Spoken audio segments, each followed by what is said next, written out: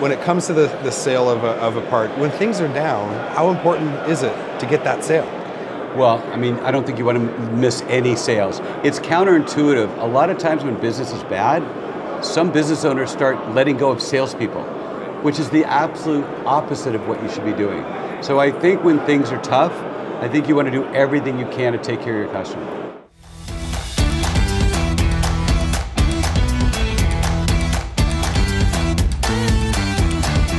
We've been hearing a lot of financial experts talk about that the potential of an economic downturn. And what we want to talk about today is how that impacts the trucking industry, what we can learn about what's happening right now in the heavy-duty parts side of the business. And in order to help me do that, I have my guest, David Seawack, a returning guest to the Heavy-Duty Parts Report. He is the CEO and founder of Find It Parts. If you'd like to listen to his previous episode, go to episode 247. Links will be in the show notes.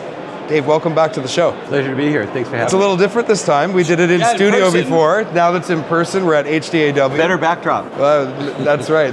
And we're in Grapevine, Texas at HDAW. This is a time when the industry gets together to talk about aftermarket specifically. When it comes from an economic standpoint, when we look at the trucking industry, have you seen indications or are you hearing indications that things are slowing down in the trucking industry? You know, I'm hearing from so many different sources. Like if I listen to the news, everything that I'm hearing about, the market's going to be down. And I hear all the indicators from home prices and trucking tonnage. I really don't get that data. I get the feeling from people that business is down, but I really don't have any empirical data to support that. Yeah, I've been hearing the same thing though from a lot of different sources. So usually that's a pretty good indicator that what you and I are both hearing is true.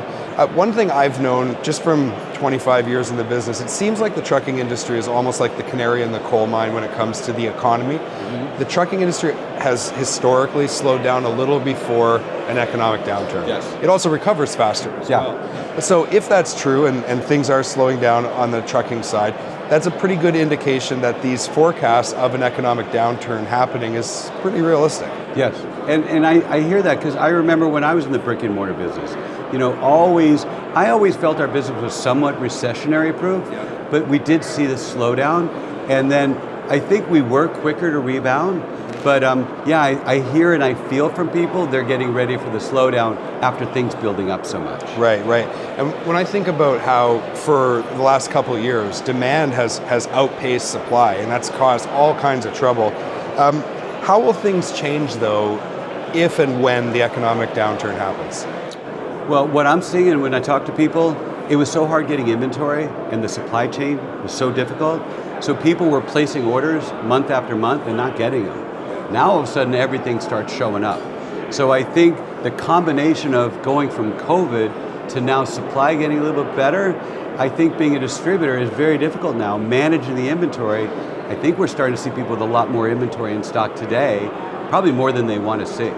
Well, and that's, it's interesting because I still hear about shortages in certain categories, but then I think to your point, you're right, if someone was ordering and it wasn't showing up and then they placed another order and then another order and all of a sudden 4 orders show up, now they're overstocked. Yeah. Right? So typically speaking, what do heavy duty parts distributors in the brick and mortar space do in that scenario? Well, you scramble. So if it's like brake drums, you get 5 trailloads of brake drums, you got to figure out where to put them.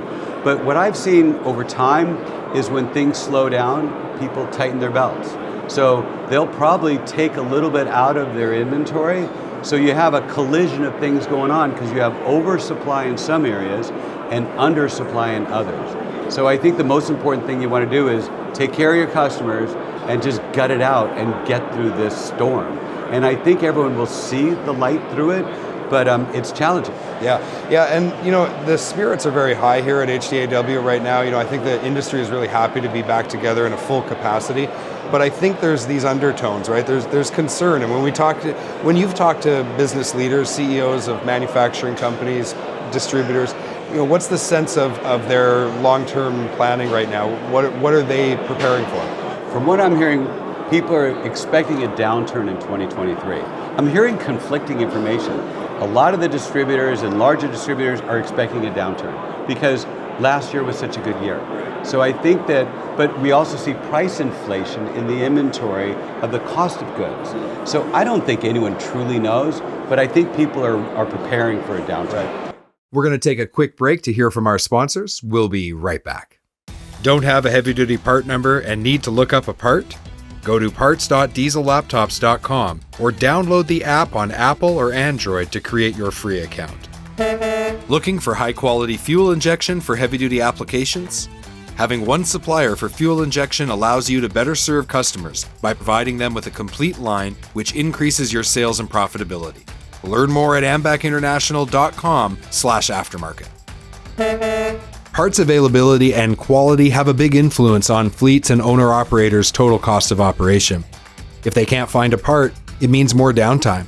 If they install a low-quality part and it fails, it means even more costs like tow bills, hotels, meals for the driver, and lost revenue. That's why we recommend Sampa. They manufacture a wide range of advanced parts for commercial vehicles. Their website has an intelligent product search engine and broad coverage of suspension, steering, and fifth wheel components. Expect more. Expect Sampa. Visit sampa.com today. We're back from our commercial break. Thank you for listening to the Heavy Duty Parts Report. If you'd like to give support to our sponsors, make sure you go to the show notes page and click the links in the show notes. Okay, let's get back into our discussion. So when you look at your career, you and I have been through some of the downturns of the past. What do you think is the most important thing when it comes to sales? Like we really want to talk about that now. When it comes to the sale of a part, when things are down, how important is it to get that sale? Well, I mean, I don't think you want to miss any sales. It's counterintuitive. A lot of times when business is bad, some business owners start letting go of salespeople, which is the absolute opposite of what you should be doing. So I think when things are tough, I think you want to do everything you can to take care of your customer. Yeah, I think that playbook, we've seen it play out several times, right? You lay off people, reduces your capacity there, and then you send back inventory, which then reduces your capacity there. So then all of a sudden you get an order and you're scrambling. Yes. So, I mean, that's what we're seeing. So our business model is different. So what we try to do is we try to fill in the gaps when people can't find inventory. So you'll see chip shortages.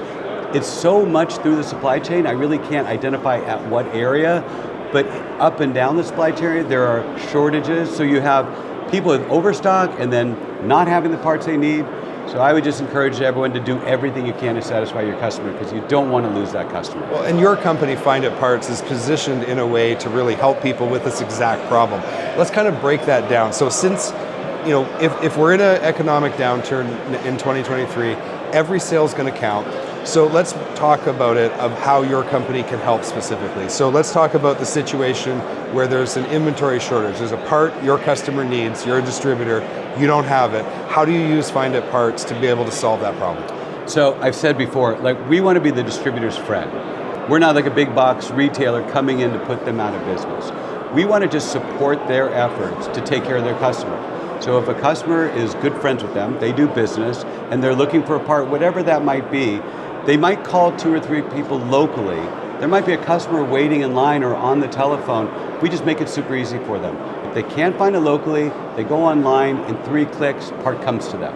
So we really want to make the whole process of finding parts much more streamlined for them. Well, and what I like about that too is that it really gives people access to the inventories around the entire country, right? So especially just like we were talking before, if there's a distributor that's 4 states over and they're overstocked on a part you're out of stock on, you go and Find It Parts and there's the part availability, you can order it, and then you solve that problem for your customer. That's how I built it, really. I built it so that, again, we can be friends with the distributors, because as distributors have overstock on parts or surplus inventory, by doing business with us both selling to them and them selling back to us, we expose that inventory to the whole US. So if you're in Oregon and you're looking for a starter and you can't find it locally, someone in Florida has that starter. So the parts are there. It's just a matter of they don't know where to find them. And we've connected that ecosystem, making it much easier for that to happen. Yeah, and let's talk about staffing, because like we said, sometimes when they tighten the belt, it does involve letting people go or reducing the amount of hours maybe the people work. So all of a sudden, you've got a staffing issue. And if every sale counts, that's really a bad thing.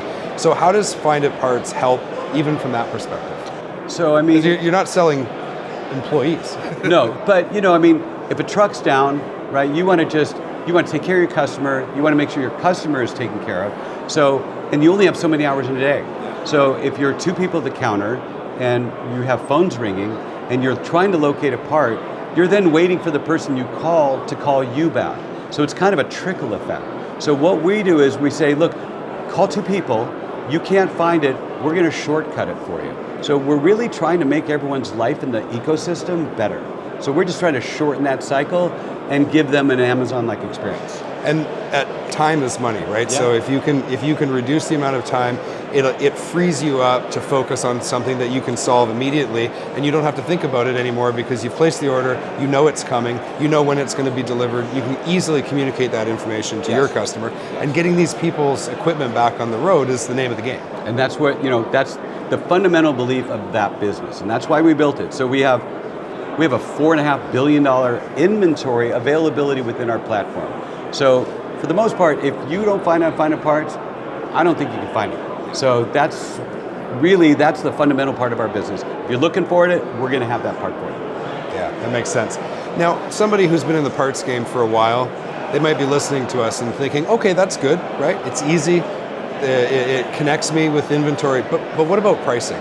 So what have you done with your pricing strategy to further support your customers and the distributors that you're trying to be a friend to? I'm going to say the first thing, price is not really the most important aspect of a part, because you can pay 10% more, and as long as you get that part tomorrow, it really is inconsequential.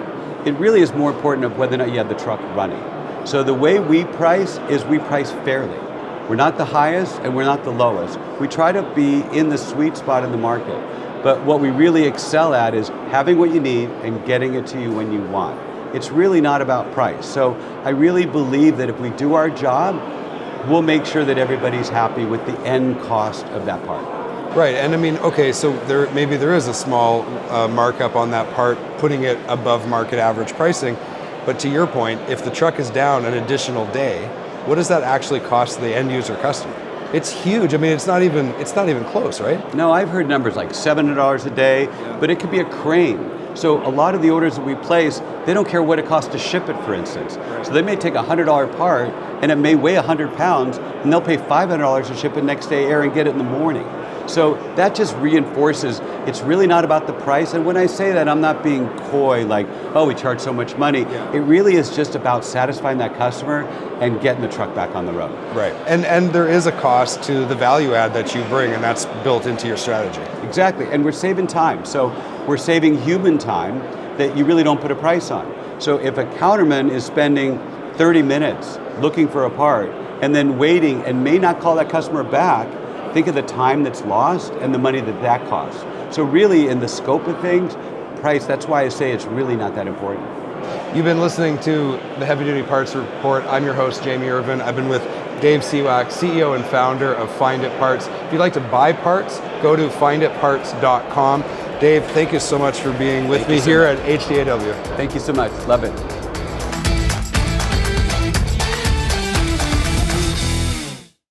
Thank you for watching this video. Click here to subscribe to the Heavy Duty Parts Report YouTube channel, and click here to watch another great episode.